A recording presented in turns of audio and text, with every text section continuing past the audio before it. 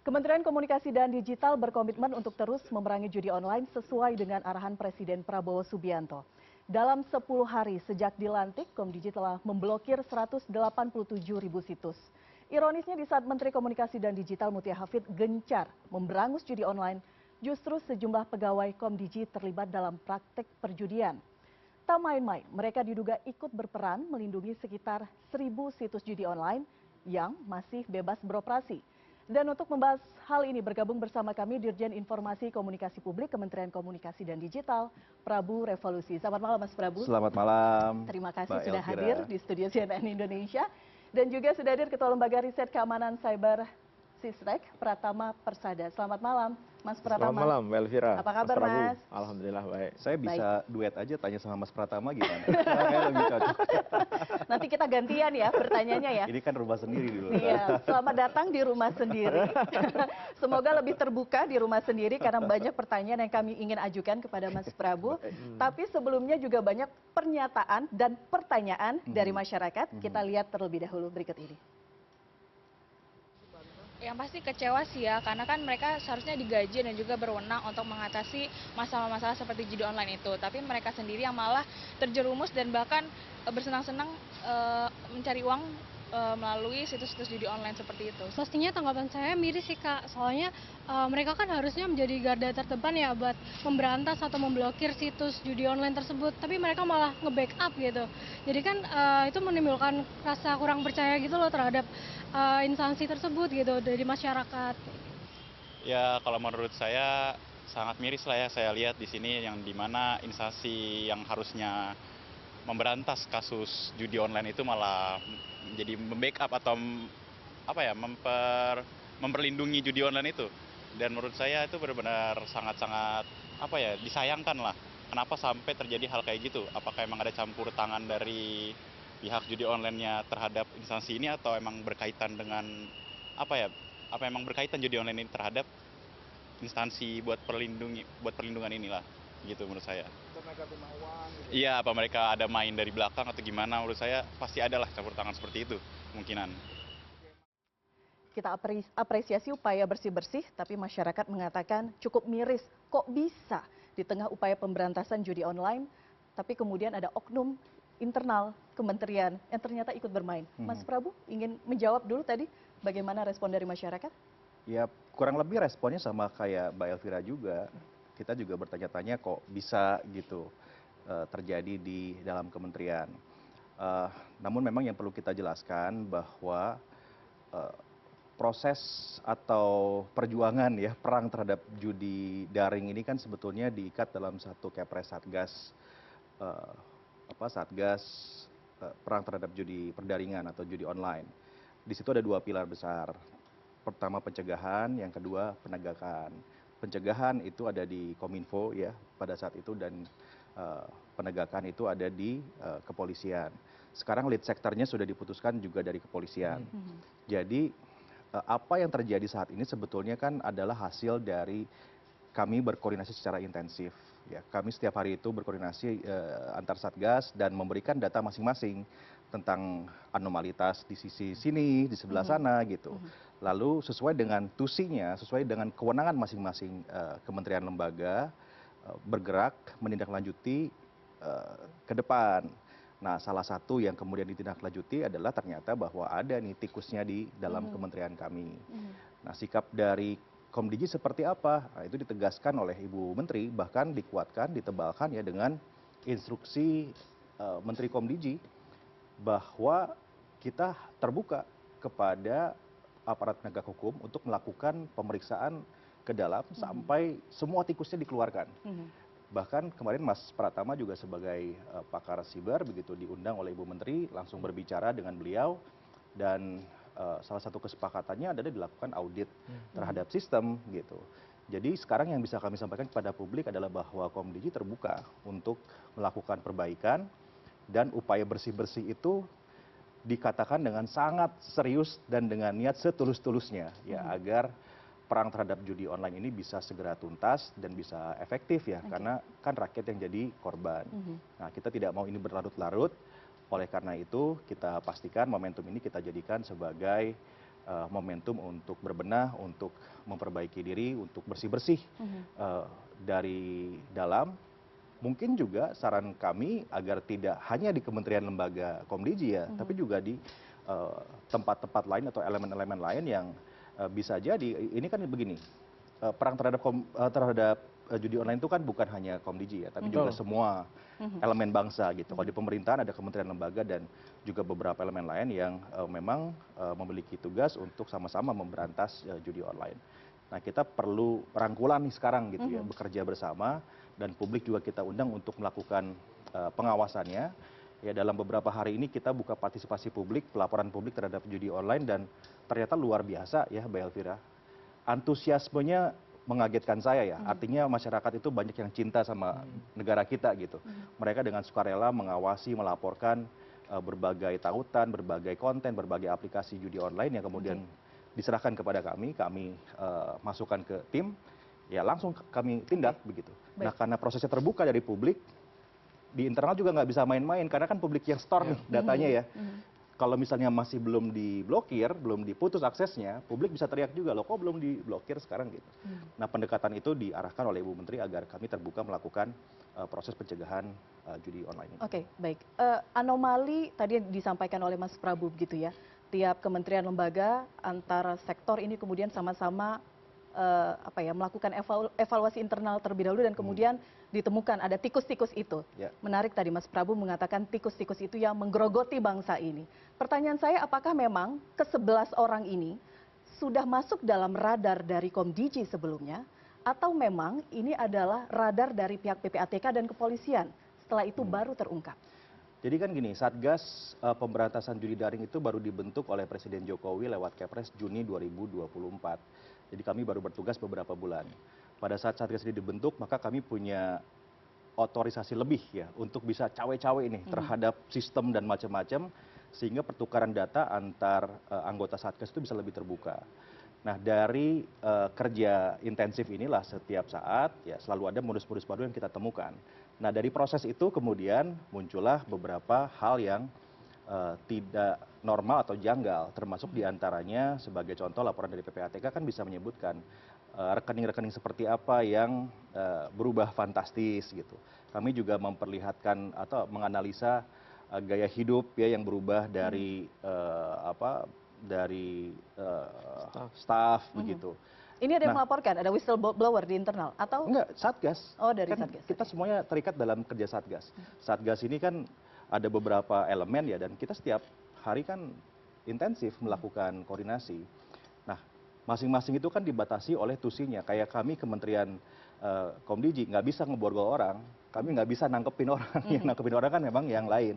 Tapi kami bisa mencegah apa ya, blokir akses. Kita bisa meliterasi, itu wewenang yang diberikan kepada kami, literasi dan juga pemblokiran terhadap akses judi online lewat internet.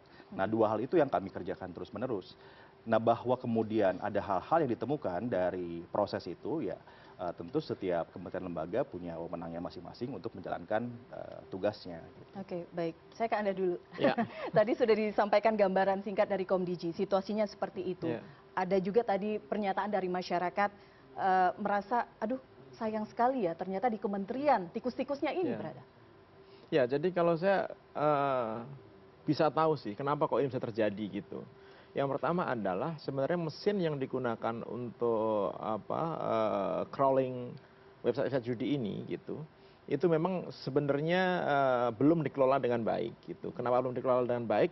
Karena ternyata masih bisa diakses dari luar.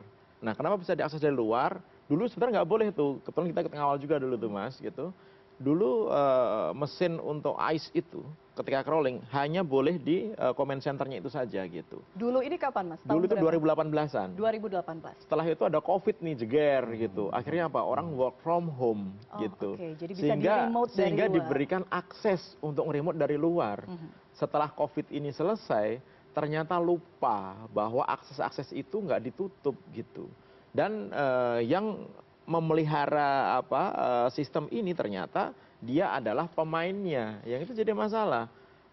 Sehingga apa? Sehingga sistem yang harusnya digunakan untuk ngeblokir itu bisa dikendalikan dari jarak jauh, bisa di remote dari jarak jauh gitu. Mereka memiliki akses yang sama dengan apa yang dilakukan di Komdigi gitu.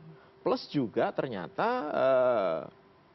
sistem tata kelola gitu di Komdigi gitu antara tim yang melakukan crawling informasi, melakukan list, ini loh yang harus diblokir gitu, dengan tim yang memblokir itu beda gitu. Jadi begitu apa namanya dari tim ini yang mengumpulkan data yang harus diblokir, diberikan kepada direktorat yang untuk ngeblokir, nggak bisa memverifikasi nih. Apakah itu diblokir benar, atau ternyata ada yang belum diblokir, atau yang dibilang dibina. Dibina. Iya kan, nggak ada verifikasi. Oleh karena itu kenapa kemarin kita bilang ya udah kalau misalkan susah seperti itu nggak bisa disatukan dari tim yang melakukan pengumpulan data dari AIS itu lempar aja ke publik gitu. Dan Bu Menteri setuju tuh. Jadi list judi online, situs pornografi gitu yang diblokir Komdigi itu dilempar ke publik bisa melihat gitu, bisa ngecek juga.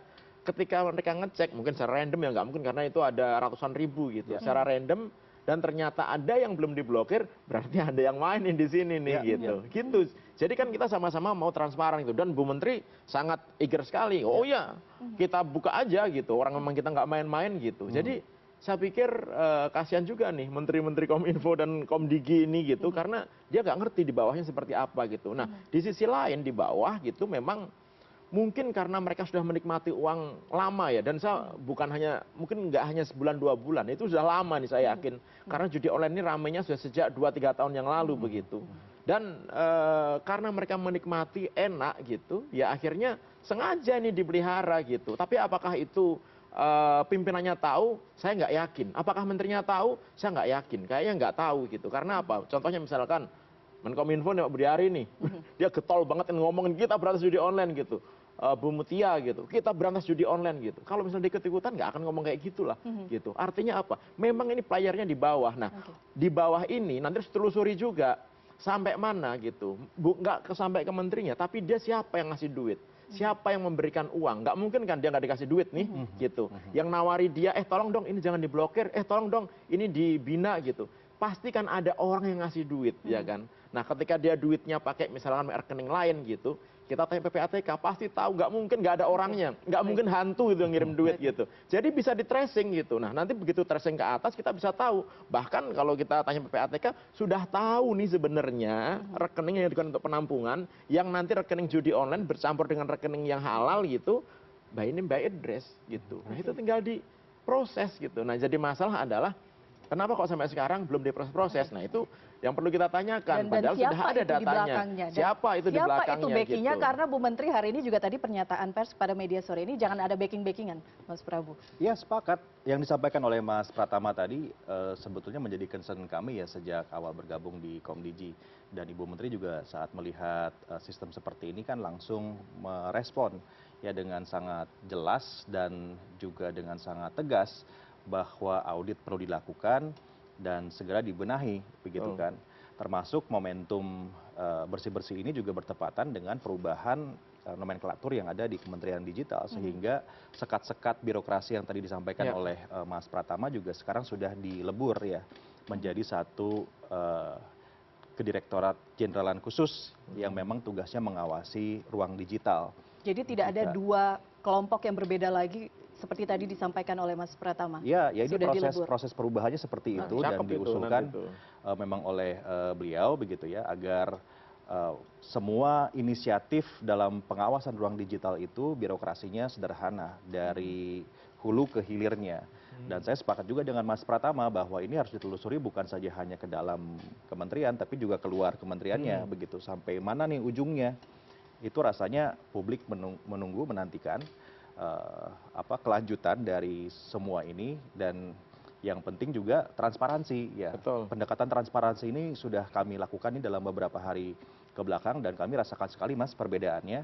Jadi setelah pertemuan dengan kawan-kawan dari pakar siber setiap hari saya ini melakukan press conference ya menunjukkan melaporkan kepada publik berapa ribu konten items yang kami take down setiap hari, dan itu ternyata memang tidak main-main, Mbak Elvira dan juga Mas Pratama ya. Setiap hari itu saya terima listnya memang ribuan, ya belasan ribu yang ditutup gitu.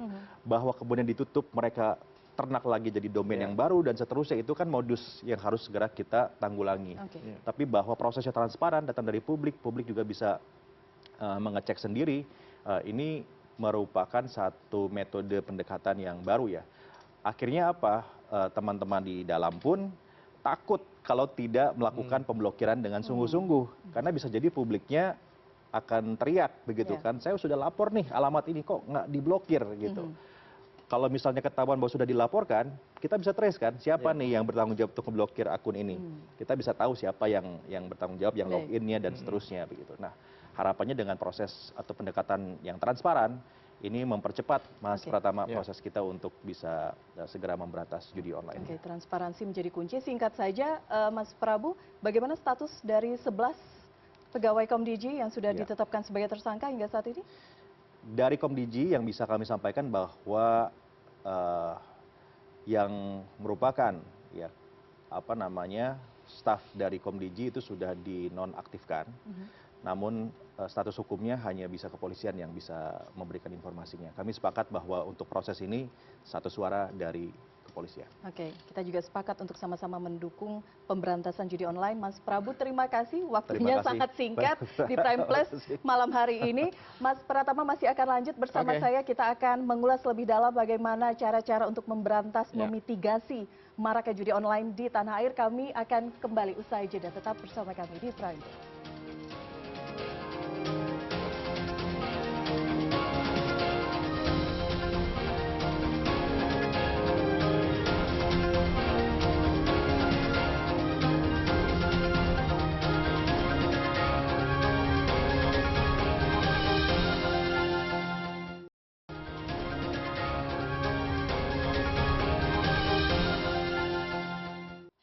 Masih di Prime Plus, kampung live TikTok di Sukabumi dikabarkan sepi usai konten kreator Gunawan Satbor ditangkap karena diduga mempromosikan judi online. Sebelumnya ratusan warga desa Bojong Kembarah ramai berjoget untuk mendapatkan gift atau saweran di media sosial. Dan untuk mengetahui kondisi terkini bergabung bersama kami jurnalis Transmedia Ahmad Fikri Ferdinand di Sukabumi, Jawa Barat. Fikri, selamat malam. Pasca penangkapan Gunawan Satbor, apakah kegiatan live joget masih dilakukan oleh warga di sana? Ya, selamat malam Elvira. Dapat saya laporkan bahwa setelah Gunawan Satbor dan salah satu tersangka lainnya yaitu AS alias T ditangkap karena dugaan promosi judi online, saat ini kampung Babakan Baru tempat Gunawan Satbor itu melakukan konten viral joget patuk ayam, itu saat ini kondisinya sepi. Sepertinya warga saat ini lebih memilih untuk kembali lagi bekerja sebagai menjadi petani dan juga kembali bekerja lagi menjadi karyawan-karyawan UMKM yang ada di sini. Karena dengan ditetapkan tersangkanya Gunawan alias Satbor dan AS, mereka pun takut jika mereka terbawa untuk ke dalam promosi judi online tersebut. Begitu Elvira. Oke, baik. Latar belakang Satbor mungkin bisa diceritakan, karena kan kita agak terkejut ketika kemudian ditetapkan sebagai tersangka, kemudian diamankan pihak kepolisian, tapi di sisi lain nama Satbor ini cukup harum juga di kampungnya karena kemudian bisa meningkatkan perekonomian warga sekitar. Gambaran sosok Satbor sendiri seperti apa, Fikri? Iya. Jadi informasi yang saya terima bahwa Gunawan Satbor ini merupakan orang yang sangat dermawan di kampung ini. Beberapa orang yang sedang dalam kondisi sakit, tetangga-tetangganya yang sedang sakit, ataupun warga yang sedang melakukan hajatan atau di kampungnya sedang hajatan atau sedang pesta, Satbor itu biasa menyumbang berbentuk macam-macam seperti uang ataupun berbentuk konsumsi dan segala macamnya untuk memeriahkan acara-acara di kampungnya ataupun membantu warga-warga atau tetangga-tetangganya yang kesulitan. Begitu Elvira. Oke. Fikri, kita tahu Satbor sebelum diamankan pihak kepolisian sempat membuat pernyataan membantah terkait praktek judi online ini. ataupun mempromosikan judi online ini. Eh, Apakah dari pihak keluarga ada yang juga ikut memberikan pernyataan kepada awak media di sana?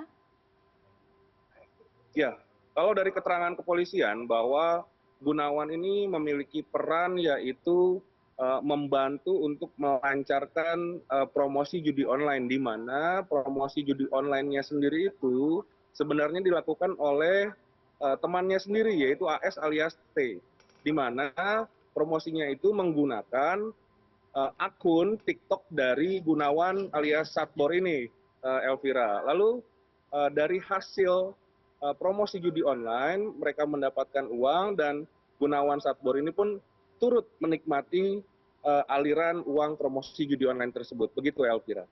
Baik, Fikri, terima kasih update Anda langsung dari Sukabumi. Bukan kali pertama sebenarnya sejumlah pesohor atau influencer terjerat dugaan mempromosikan iklan judi online. Bayaran yang tinggi membuat para influencer tidak mempertimbangkan resiko hukum di balik keterlibatan mereka mempromosikan situs judi online. Namun bisa jadi secara intelektual mereka sebenarnya memang tidak memahami resiko hukum yang ditimbulkan.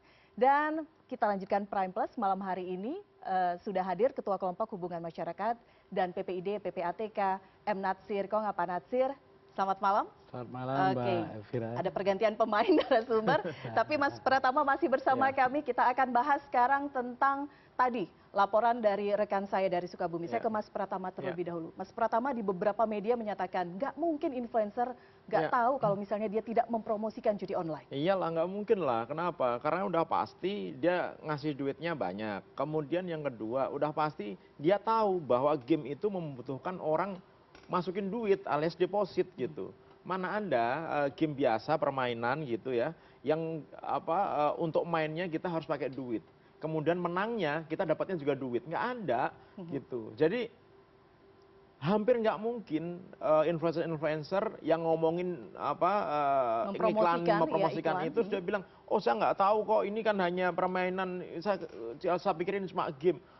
Alah, nggak mungkin lah gitu. Mereka pasti tahu gitu. Orang duitnya banyak diambil semuanya gitu. Dan dia juga tahu bahwa orang ketika main itu, mainnya adalah main judi karena harus deposit gitu. Nggak mungkin mereka nggak tahu. Karena saya bilang makanya ya kalau memang Satbor ditangkap, yang lain tangkap juga dong gitu. Yang adil dong ya kan. Buktinya undang-undang perjudian gitu, tentang perjudian bisa diterapkan di Satbor ini. Berarti yang lain kan juga bisa gitu. Nah, kemudian dibilang nggak ada bukti gitu ya. Saya pikir ya masa ya nggak bisa dicari buktinya gitu. Orang jelas-jelas ada, mereka mempromosikan di platform media sosial mereka mempromosikan. Sebagai gitu. pakar digital, jadi itu pasti jejak digitalnya ada dan gini, kalau misalkan yang ngomong itu orang biasa aja sebenarnya nggak ada masalah sih gitu. Yang followernya cuma mungkin 1.000 atau 500 gitu ya, dia nyari-nyari ceperan uang itu nggak ada masalah. Ini sampai jutaan followernya, ratusan ribu gitu. Dan dia sangat dipuja sama followernya gitu. Ya kalau dia ngomong tapi bukan ini berarti bagus yang nih. followernya 1.000 boleh dong ikut promosi Ya nggak judi online. nggak boleh. Tapi dampak efeknya itu akan semakin banyak kalau misalkan followernya itu semakin banyak gitu. Dia sebagai influencer yang memang mempengaruhi banyak orang gitu. Kayak dulu coba Pak Roy Suryo, dia nge-repost punya orang yang orang itu hanya punya follower berapa puluh orang doang gitu. Tapi begitu sampai ke Pak Roy, ternyata juga karena yang lihat banyak dia yang kena gitu. Karena memang saat ini undang-undang ITE kita itu menyebutkan yang membuat konten gitu atau yang menyebarkan konten, nge-share konten itu hukumannya sama semuanya gitu kan. Oke. Nah, bagaimana kemudian memastikan ini kan memang eranya semua jadi konten kreator. Kasusnya Satbor ini misalnya beliau mengklaim tidak tahu itu akun judi online, tapi kemudian mengucapkan misalnya karena mendapatkan gift, mengucapkan terima kasih dan itu menjadi bentuk salah satu promosi gitu. Nah, memastikan bahwa ini akun-akun yang memang yang tidak atau yang terafiliasi dengan judi online. Ya sebenarnya gini kan kelihatan ya, ketika dia mempromosikan sesuatu pasti ada namanya tuh slot ini gacor atau dewa judi atau dewa poker dan lain-lain gitu. Tolong ini nanti jangan di search ya tadi yang disampaikan, jangan di search. Itu sebenarnya sudah jelas gitu. Dan saya pikir Satbor juga nggak mungkin nggak tahu bahwa itu adalah promosi judi online gitu ya kan. Kebetulan temennya memanfaatkan live-nya si Satbor ini untuk mempromosikan judi online yang dia endorse sama dia sebenarnya gitu. Dan sebenarnya kalau si Satbor ini juga diem aja gitu, karena kan orang ngasih gift gitu kan, sebenarnya kita nggak bisa nahan juga, ya kan? Orang ngasih gift gitu, tapi ketika dia ngasih gift terus-terusan setiap hari dan banyak gitu, kemudian tahu bahwa itu judi online, sebenarnya yang punya akun ini memiliki kemampuan untuk melakukan blok gitu. Jadi dia nggak bisa lagi nge-gift, dia nggak bisa lagi ngomongin apa promosi gamenya. Dia harusnya punya kemampuan itu gitu, karena sebagai pemilik akun. Tapi nggak dilakukan. Kenapa? Karena ada duitnya gitu, karena banyak duitnya gitu. Dan pasti mereka juga tahu bahwa game yang dipromosikan itu bukan hanya game permainan biasa, tapi itu adalah game judi yang kalau main butuh uang dan kalau menang bisa dapat uang. Gitu Mbak. Jadi simpel itulah sebenarnya. Sesimpel itu sebenarnya mendeteksi, tapi mendeteksi aliran uang tidak sesimpel itu Pak Natsir. Betul, hari ini sudah ke DPR tadi bertemu dan menyampaikan perputaran transaksi judi online ini angkanya semakin fantastis. Mungkin bisa diberikan gambaran untuk di awal 2024 berapa dan sekarang berapa di sekitar semester kedua 2024 ini? Ya, terima kasih Mbak Elvira ya. Jadi memang fluktuasi perkembangan dari judi online ini tahun ke tahun begitu luar biasa ya. Kalau kita rata-ratakan itu 134% pertumbuhannya per tahun. Apalagi sejak COVID itu 240 lebih persen peningkatan dari perputaran uang judi online. Di 2020 kita misalnya masih lihat itu di angka 15-an. Di 2003 melonjak menjadi 347 triliun. Dan di semester 1 ini saja di 2024 itu udah 100 triliun lebih ya. Nah, ini yang tadi seperti kata Pak Pratama ya. Sebenarnya judi online ini ya sebenarnya susah-susah gampang ya untuk menindaknya ya. Menindaknya susah, ngedeteksinya gampang sebenarnya. Dan yang lebih miris lagi itu Mbak Elvira, 80% dari perputaran judi online yang ada itu orang-orang yang bertransaksi itu di bawah 100.000 per hari ya. Jadi sekali transaksi nominalnya di bawah 100.000 deposit gitu ya. Di bawah 100.000. Nah, ini artinya kan yang banyak bermain itu adalah kelas bawah di masyarakat kita. Dan itu dampaknya terhadap perkembangan keluarga ya. Gizi keluarga itu kan sangat signifikan ya. Kalau misalnya katakanlah uang belanja sehari 200.000, lalu kemudian 100.000 dipakai untuk judi online, tinggal berapa lagi untuk bisa dikonsumsi oleh keluarga itu. Ya akhirnya ya anak-anaknya jadi stunting karena harusnya uang itu bisa beli susu kan. Nah, seperti itu kondisinya Mbak Elvira. Jadi ini kalau nggak bersama-sama kita tanggulangi ya akan berat ya masa depan anak bangsa kita, khususnya ya kesejahteraan dari sisi gizi dan seterusnya gitu. Oke. Ya, jadi tadi saya bilang, sebenarnya kalau saya selalu bilang bahwa secara teknologi ini nggak ada susahnya sama sekali beratas judi online. Kenapa? Karena kita bisa tahu website yang digunakan untuk landing page-nya mana, sudah diblokir oleh Kominfo, Komdigi. Nah, sebenarnya ada lagi tuh yang harus dilakukan, yang diblokir bukan hanya landing page orang untuk login dan lain-lain, tapi server permainan judi online-nya. Kita pakai bahasa yang kemudian landing page apa Mas gambarannya? Nah, landing page itu adalah website yang digunakan para agen judi online ini untuk menjual apa namanya produknya. Gitu. Di situ nanti dia bilang, "Oh, silahkan login, ada customer service-nya." Kemudian di sini nomor rekening untuk apa transfernya, kemudian ini pakai VPN nih kalau nggak mau dideteksi oleh polisi gitu. Kemudian di situ ada tampilan apa game-gamenya, ini kemenangannya bisa sampai berapa persen dan lain-lain. Itu landing page. Yang itu yang di apa namanya blokir oleh Kominfo dan Komdigi sekarang saat ini yang jumlahnya hampir 3 juta. Diblokir itu semua, blokir, tumbuh lagi, blokir lagi. Tapi itu tidak akan mematikan judi online. Kenapa? Karena ini nggak ada hubungannya, ya, apa landing page ini nggak ada hubungannya dengan permainan judi online ini. Dia hanya mendirect aja. Begitu orang login, dia akan didirect ke servernya. Nah, setiap orang yang login, ini ada jutaan ini, website ini gitu, setiap orang yang login itu hanya masuk ke dalam 4 atau 5 server aja. Pasti permainannya sama, dia mau masuk yang tadi saya bilang itu, apalah inilah namanya gitu ya, dia nanti masuknya game permainannya itu sama. Jadi yang diblokir, ini loh, servernya, tempat permainannya gitu. Kalau kita analogikan gini, kita mau nonton bioskop nih gitu, pintunya ada banyak nih, satu pintu ditutup nih, ya kan, orang pakai pintu kedua, pintu tutup nih, orang pakai pintu ketiga gitu. Tapi filmnya tetap main di sana, orang tetap akan masuk gitu. Kalau nggak mau, ini matikan nih filmnya nih gitu. Jadi orang masuk pun percuma, kalau kita nggak bisa nonton film, itu yang harus dilakukan. Nah ternyata tidak dilakukan. Yang kedua, secara teknologi ya, PPATK udah pasti bisa mendeteksi gitu. Bank itu udah pasti bisa mendeteksi bahwa ada akun-akun yang digunakan untuk perputaran uang judi online ini. Tadi PPATK bilang bahwa 80% di bawah 100.000. Nggak akan mungkin bisa ngomong gitu kalau nggak bisa mendeteksi, ya kan? Bank itu juga pasti bisa mendeteksi. Sistem fraud detection-nya bank itu pasti bisa tahu bahwa akun ini, rekening ini digunakan untuk judi online. Karena apa? Pattern-nya jelas. Transfernya kecil-kecil, kemudian banyak jumlahnya 24 jam. Nggak mungkin jam 3 pagi, jam 4 pagi orang transfer 10.000, 20.000, 30.000. Nggak akan mungkin di Indonesia ini gitu, kecuali itu dipakai untuk judi online. Artinya apa? Bank itu sebenarnya tahu gitu, tapi bank juga nggak bisa ngeblokir. Kenapa? Karena ada undang-undang perbankan. Nah oleh karena itu kenapa dibentuk Satgas Judi sebenarnya?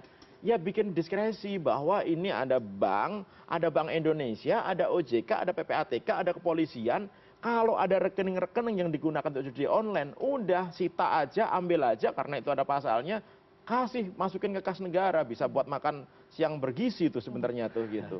Orang kalau mau ngeklaim pasti dia akan ditanyain, Anda ngeklaim rekening ini, Anda berarti agen judi ya gitu. Itu tinggal gampang sebenarnya. Itu kalau di dalam negeri, kalau alirannya keluar seperti apa? Nah, nanya ini dijawab usai jeda, kami Oke. jeda dulu, Prime Plus akan kembali sesaat lagi.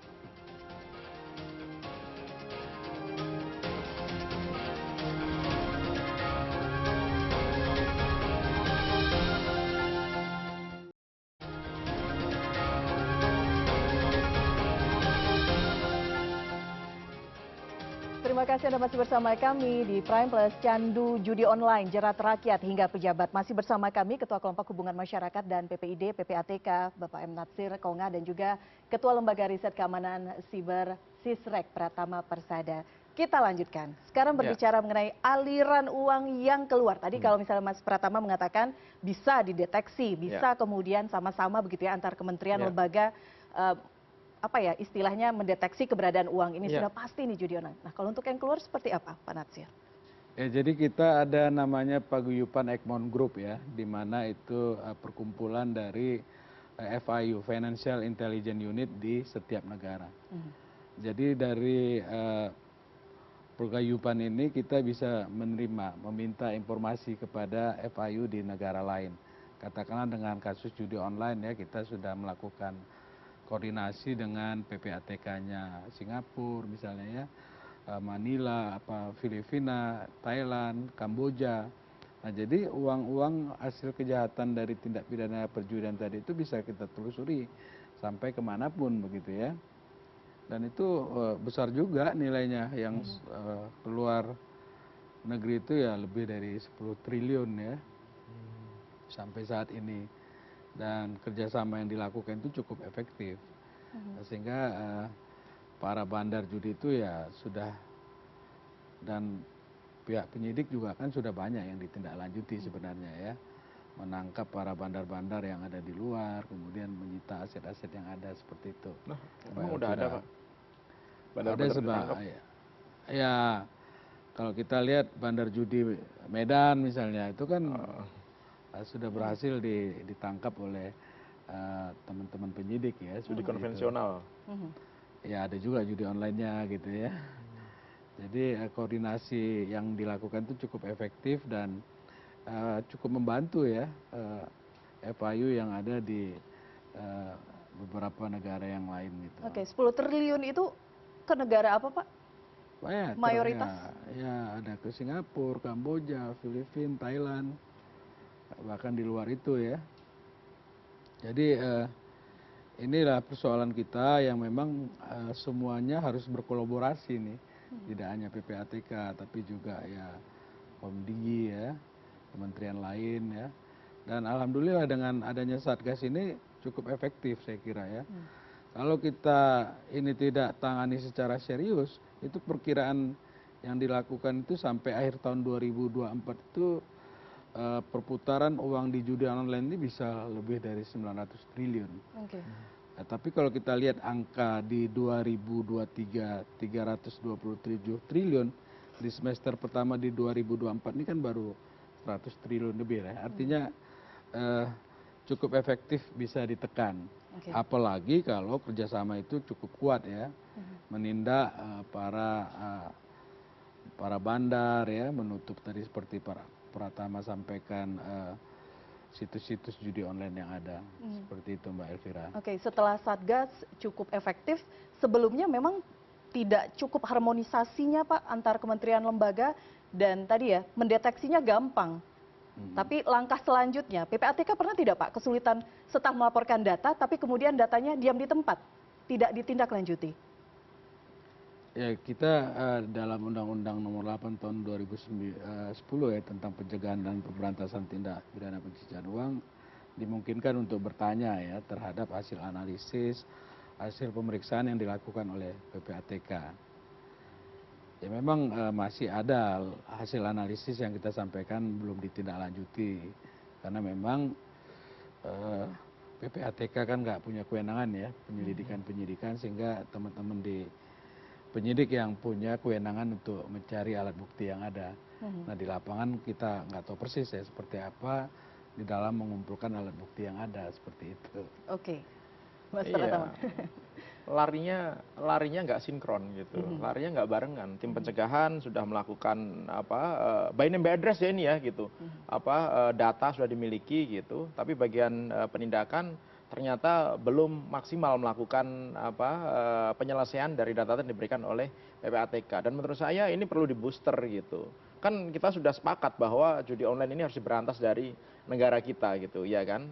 Sudah nggak boleh lagi ngelindung-lindungi kan gitu, sehingga harusnya udah nggak ada isu lagi gitu. Kemarin ketika ada 11 staf pegawai Komdigi ditangkap gitu, harusnya itu juga dijadikan patokan bahwa ketika ada di tempat lain hajar aja sekalian gitu, biar semuanya juga tahu gitu. Dan menurut saya juga pasti ada tempat-tempat lain gitu yang mungkin juga dia ikut merasakan enaknya uang judi ini gitu, dan mungkin berbuat ikut melindunginya gitu. Nah ini yang menurut saya harus diungkap, karena percuma juga Mbak Elvira menurut saya.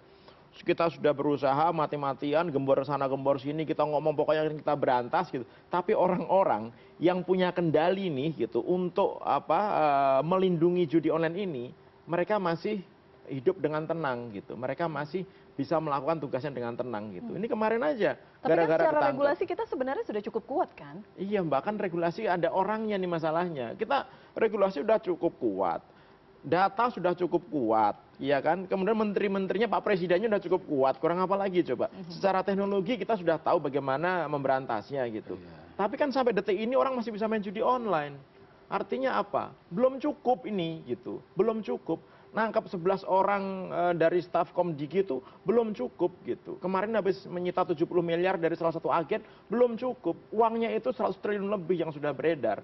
Potensinya ada 900 triliun gitu. Dan yang jadi korban adalah orang-orang yang memang harusnya dia nggak boleh main ini karena untuk hidup aja masih susah gitu. Nah, brengseknya adalah, sorry kata-kata kasar nih, mereka ini bandar-bandar ini gitu, yang ditargetkan itu memang orang-orang nggak punya duit ini. Karena apa? Sengaja membuat depositnya bisa diikuti oleh orang-orang ini, 10.000 perak, 15.000 perak, 20.000 perak.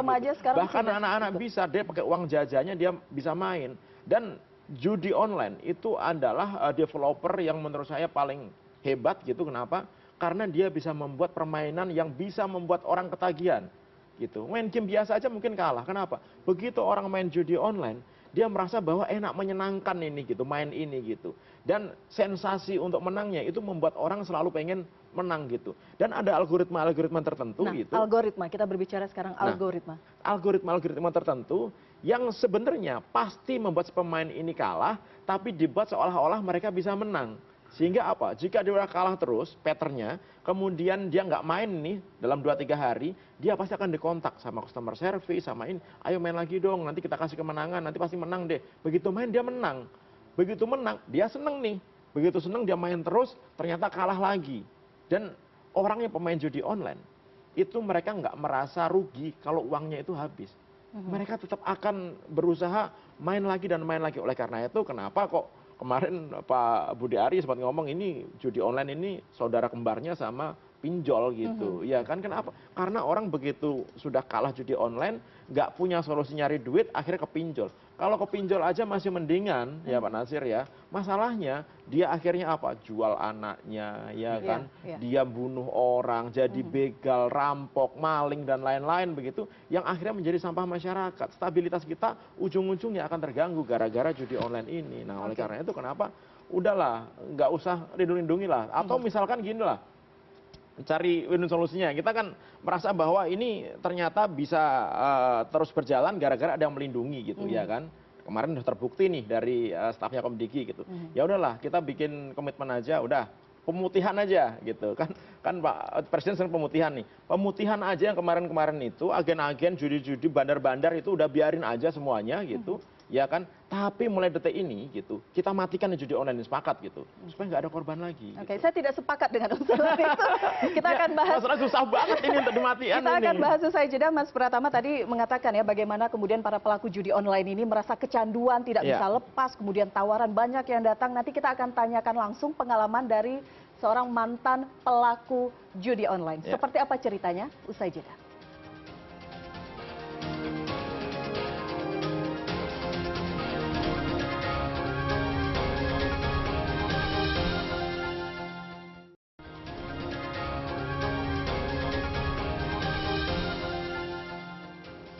Rasa penasaran memenangkan judi online bikin pemainnya makin terperosok ke jurang kekalahan tanpa dasar. Dari deposit ke deposit, tidak terasa dompet terkuras, hidup pun menjadi terhimpit.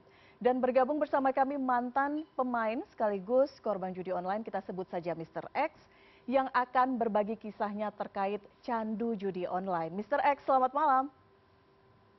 Selamat malam, Mbak. Baik. Mr. X, kita harapkan Anda bisa berbagi cerita bersama kami. Ini menjadi pengalaman yang kemudian menjadi pelajaran bagi masyarakat juga nantinya. Mungkin bisa diceritakan awal mula Anda tergiur mencoba judi online. Karena mungkin pernah melihat rekan atau kawan sejawat sesama pemain yang pernah melihat kemenangan besar ya dengan deposit kecil. Karena kan biasanya memang bandar-bandar itu memancing dari deposit kecil yang memberikan ya berkali-kali lipat keuntungan. Dan siapa sih orang yang nggak mau ya mendapatkan keuntungan dengan hanya deposit 25.000 memenangkan sampai 500.000, 1 juta. Nah itu yang bikin mungkin orang jadi berbondong-bondong ya, menanyakan, dari rasa penasaran, akhirnya mereka mencoba sendiri. Deposit Gitu, paling kecil berapa Mr. X? Kemudian waktu itu tergiur karena keuntungannya sampai berapa? Ya kalau melihat rekan-rekan saya dulu, dari depositnya cuma 10.000, 15, 25.000, paling besar 50.000. Dan mereka selalu menyombongkan kemenangan mereka di atas 1 juta. Apalagi di masa-masa COVID itu kan masa-masa yang orang-orang susah mencari uang ya. Jadi melihat ada peluang di situ, mereka mungkin rasa penasaran mereka. Mencoba-coba, akhirnya jadi tergiur. Dan nggak hanya 1 kali, 2 kali mereka merasakan kemenangan itu, Mas. Jadi awal mulanya pancingan di awal untuk pancingan di awal. Kalau penasaran, menang tetap merasa kurang. Mr. X, apa benar judi online membuat secandu itu? Apa yang membuat susah berhenti? Ya karena merasakan pernah memenangkan dari deposit kecil ya. Setelah merasakan kekalahan pun mereka masih merasakan kepercayaan diri.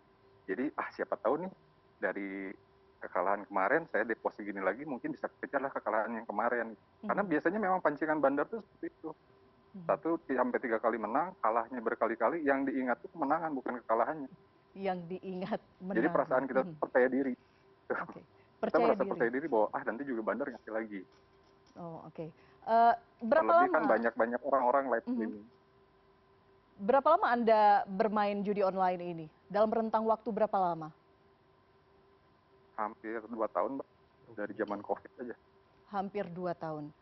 Dalam rentang waktu 2 tahun itu, apa yang membuat Anda akhirnya memutuskan ini saatnya untuk berhenti dari judi online? Ya salah satunya usaha saya jadi hancur ya Mbak ya. Terlebih melihat rekan-rekan saya juga yang udah kecanduan tuh udah habis-habisan. Karena biasanya para pelaku penjudi online itu tidak, apa istilahnya, yang tadi jadi orang baik jadi jahat Mbak.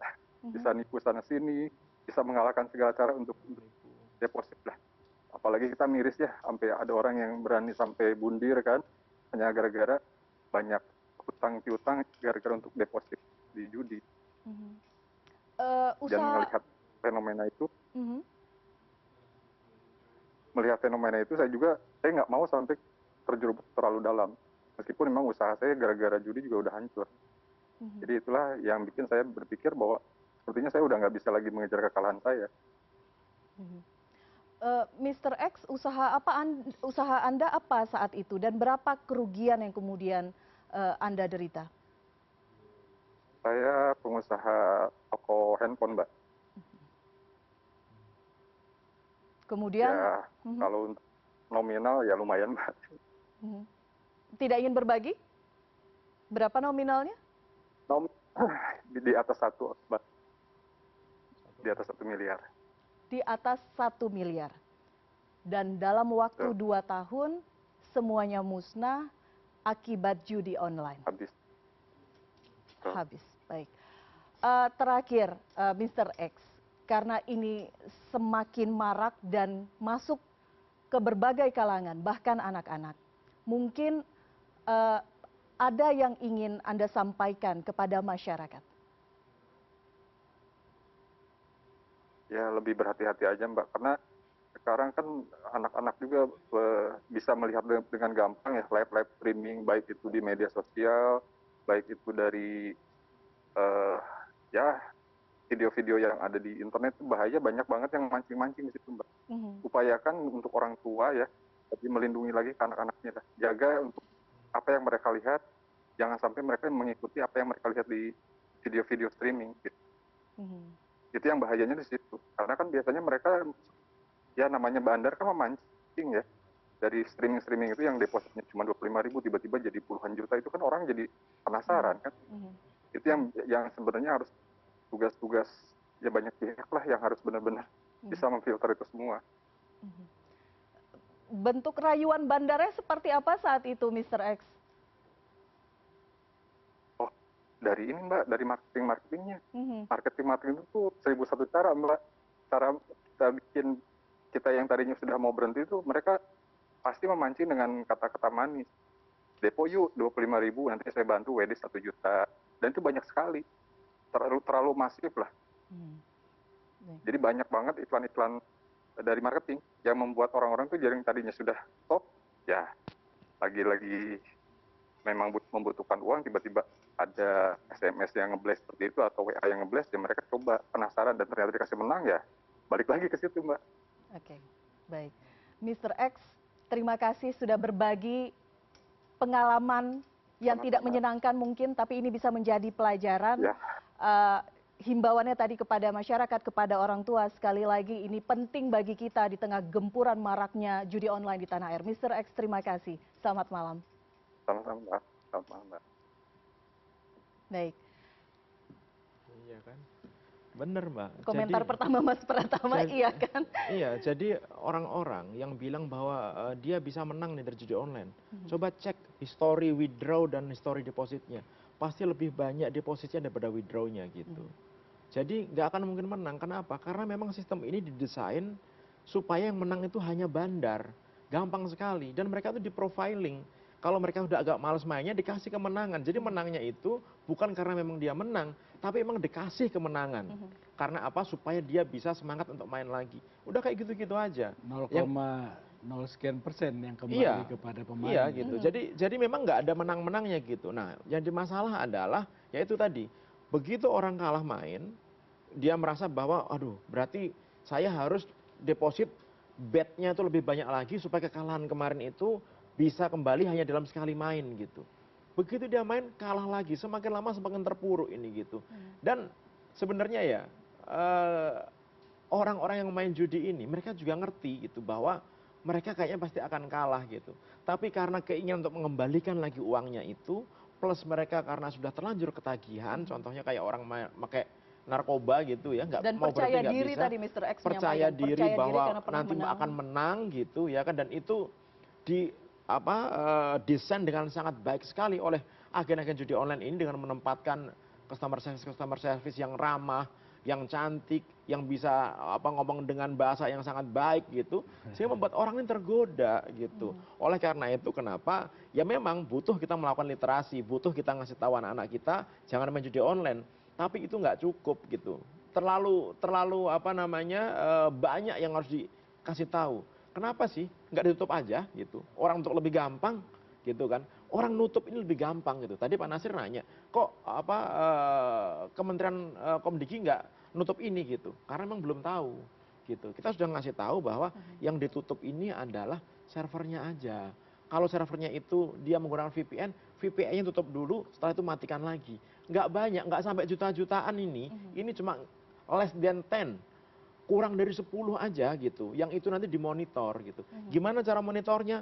Gampang, panggil aja itu staf Komdiki 20 orang gitu, kemudian mereka suruh daftar di agen-agen judi online ini, mereka nanti akan di-direct gitu, ketika login player akan masuk ke servernya. Nah kan ketahuan tuh API servernya kan, blokir gitu.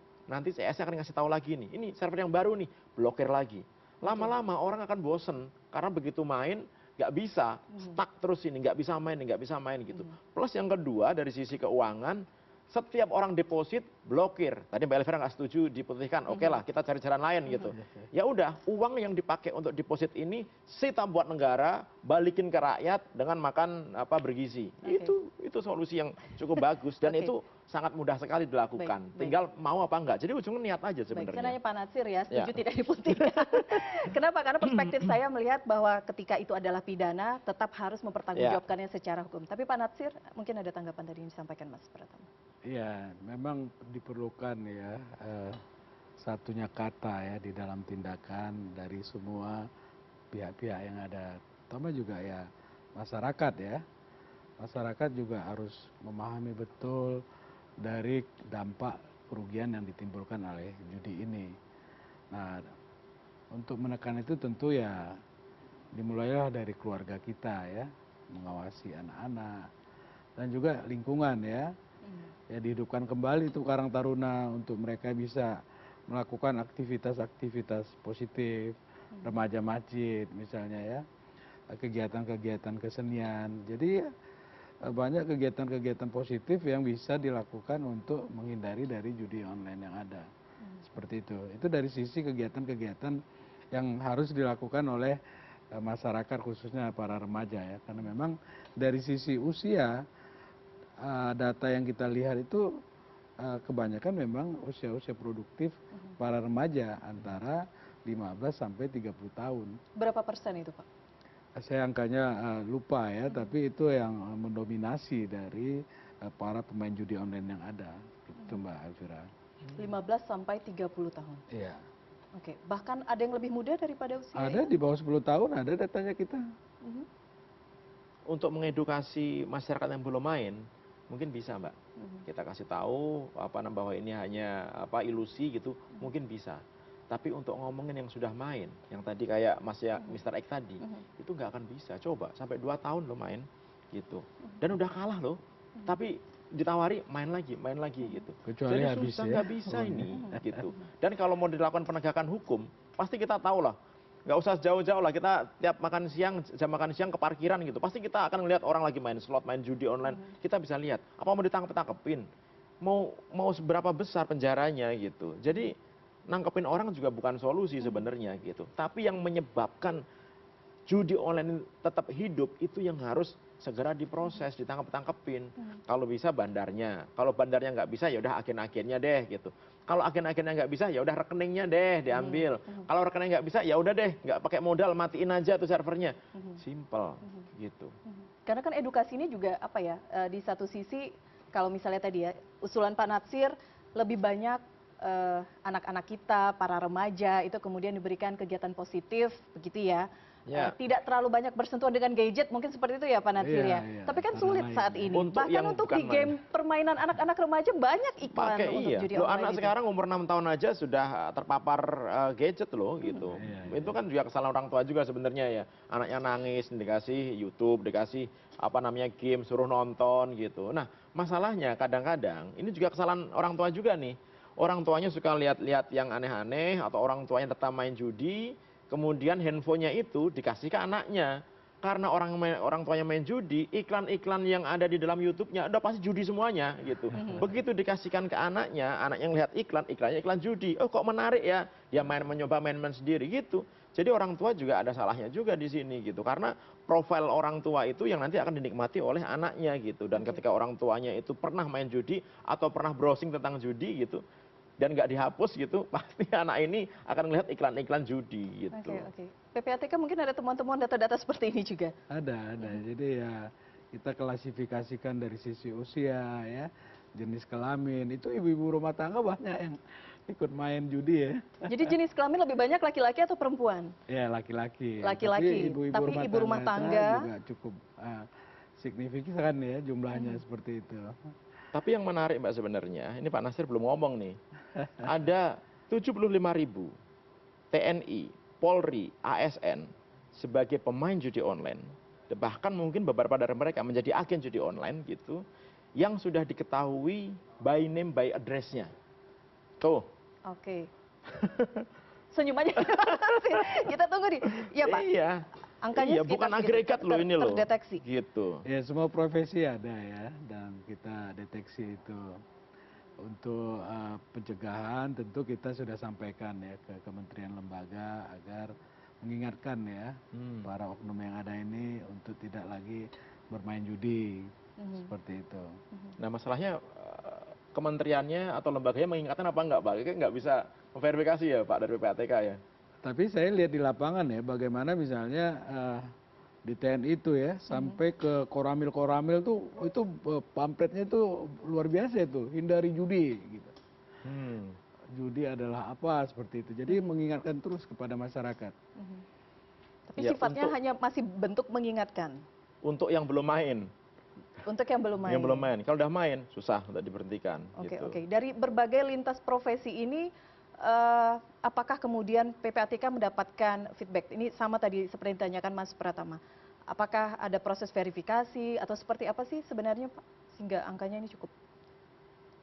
Ya, jadi kita mengidentifikasi aja ya, sehingga tergambar. Dan data itulah yang untuk dimanfaatkan oleh semua untuk mencegah dan tentunya ya agar judi online ini bisa ditekan semaksimal mungkin. Pesannya di situ gitu. Oke.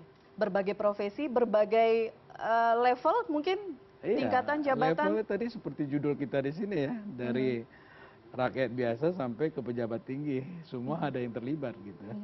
Tapi yang jadi masalah orang main judi online itu nggak merasa bahwa dia membuat aib gitu. Orang merasa biasa aja, orang temennya, tetangganya ngelihat temennya main judi itu juga biasa aja gitu. Sehingga sebenarnya kalaupun dia ketahuan main judi sebenarnya nggak berefek apa-apa sama dia gitu. Bahkan mereka suka bangga, kemarin menang dong gitu, kita withdraw. Tadi seperti ini. Iya, kita withdraw 10 juta gitu misalkan. Depositnya ternyata 50 juta dia kalahnya gitu. Yang dikasih tahu yang menang-menangnya aja nanti sama teman-temannya. Ini bagus nih, kita menang nih gitu. Dan itu mempengaruhi teman-teman yang lain untuk main gitu. Ini lebih ke ketika masif ada masuk ranah budaya juga ya Mas ya. Karena memang secara tidak langsung tadi seperti Mas Pratama sampaikan, ketika melihat rekan atau siapapun, ini menjadi hal yang biasa saja. Ya, jadi memang omongan dari teman itu biasanya lebih manjur gitu. Jadi memang ketika ada yang main judi, kemudian dia merasa bahwa judi itu menyenangkan, dia suka ngasih tahu temennya, main judi dong gitu. Nah, masalahnya ini orang yang main judi nggak habis-habis, kenapa? Karena memang si bandar judi ini, agen judi ini, mereka memanfaatkan data-data masyarakat kita yang bocor. Ada ratusan juta data masyarakat kita yang bocor, termasuk juga handphone, alamat email, nama lengkap, tanggal lahir gitu. Itu yang digunakan basis dasar datanya si agen-agen ini untuk nawar-nawarin gitu. Jadi misalnya yang sini udah kalah nggak main lagi, dia tetap akan ngirimin yang lainnya lagi gitu. Oleh karena itu sebenarnya selain pasal perjudian, pelanggaran data pribadi juga bisa disampaikan, bisa dikenakan ke agen-agen judi online ini gitu. Dan itu ancaman hukumannya sampai 6 tahun penjara, dendanya sampai 6 miliar gitu. Jadi kalau misalnya ada 1.000 orang Indonesia yang nuntut kalau ada bandar atau agen yang ketangkep, itu bisa bangkrut juga tuh agen nama bandarnya itu gitu. Oke, sekali lagi pertanyaannya, apakah kemudian semudah itu melakukan ataupun mau menindak para oknum-oknum itu? Kita akan bahas usai jeda. Dan apalagi yang bisa dilakukan pemerintah saat ini, apalagi yang bisa kita lakukan kolaborasi masyarakat, pemerintah dan berbagai pihak lainnya sekali lagi untuk menghentikan judi online. Tetap bersama kami di Prime News.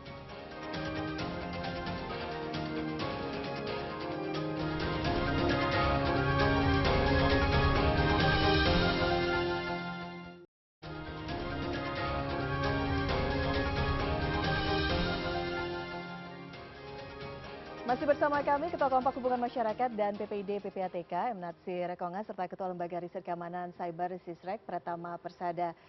Ke Pak Natsir sekarang, Pak Natsir, karena kita berbicara mengenai judi online, ini ramai di masyarakat, upaya-upaya untuk bersih-bersih tikus, tadi Mas Dirjen mengatakan ya di Komdiji, momentum ini kita harapkan bisa kemudian menjadi momentum untuk menekan ataupun memberantas judi online. Tapi PR apa sih Pak yang masih harus dilakukan?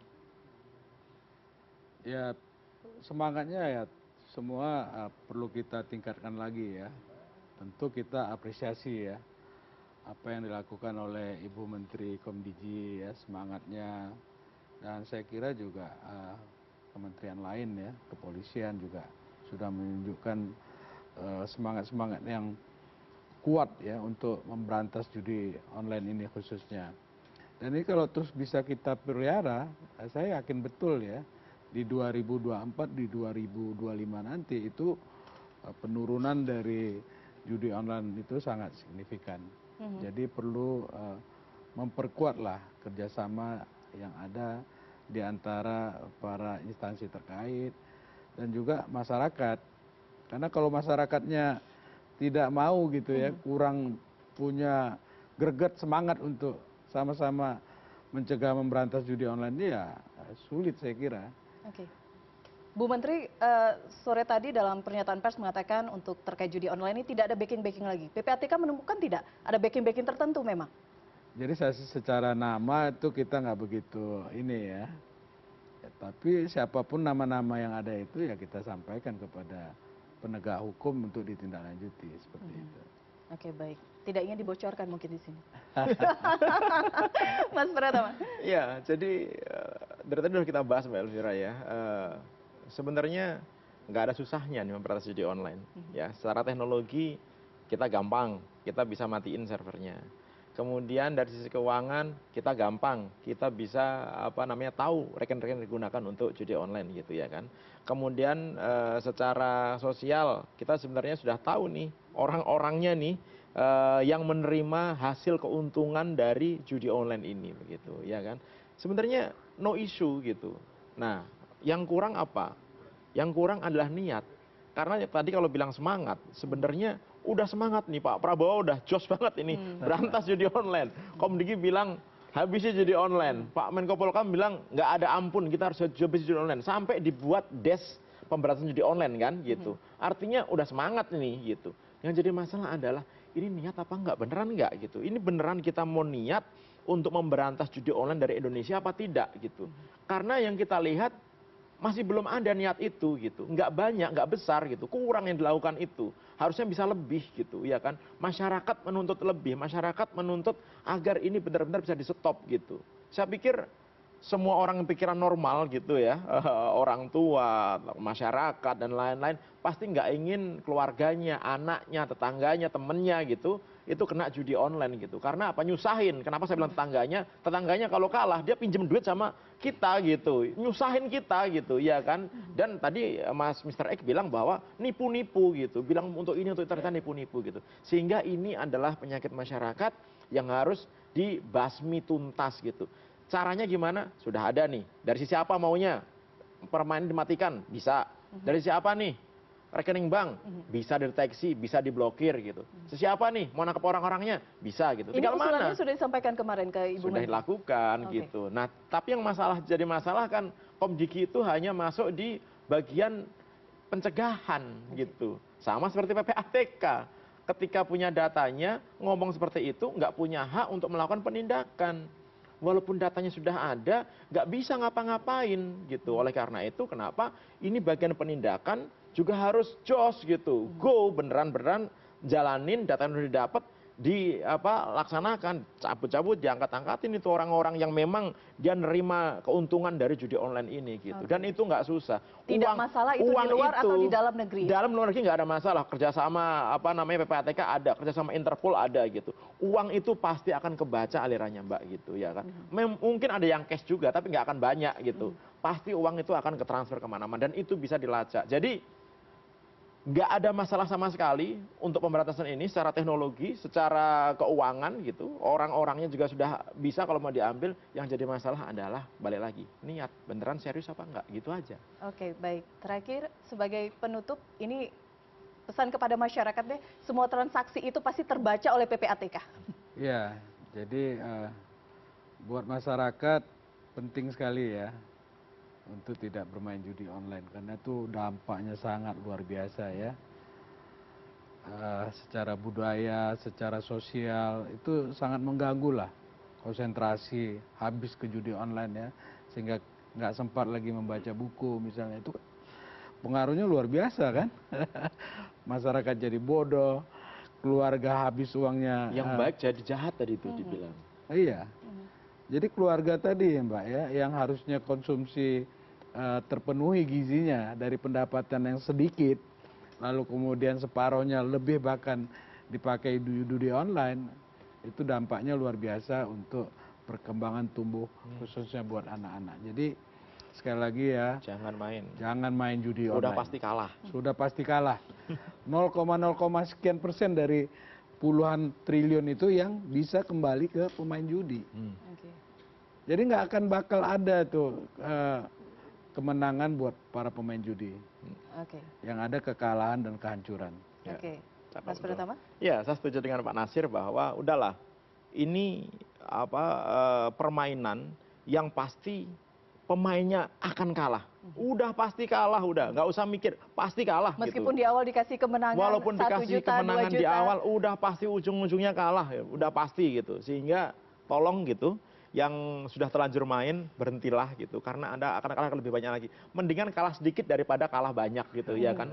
Ya kan fair kayak gitu. Karena ketika Anda main, ketika Anda mengharapkan untuk menang, udah pasti akan kalah gitu. Sehingga ya nggak usah main gitu. Dan untuk pemerintah menurut saya ya, banyak yang main ini gara-gara mereka tergoda sama orang. Salah satunya adalah influencer. Jadi kalau mau adil, semua influencer yang ngomong judi online, udah tangkepin aja. Itu lebih sedikit daripada nangkepin orang yang main judi online gitu, ya kan?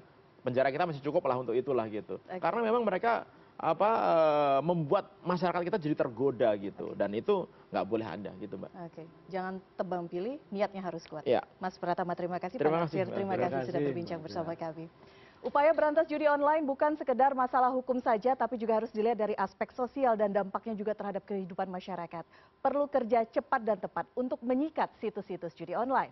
Masyarakat pun harus pintar dan cermat agar tidak terjebak dengan jeratan judi online. Usai sudah Prime Plus malam ini, saya Elvira Karunisa undur diri. Selamat malam, sampai jumpa.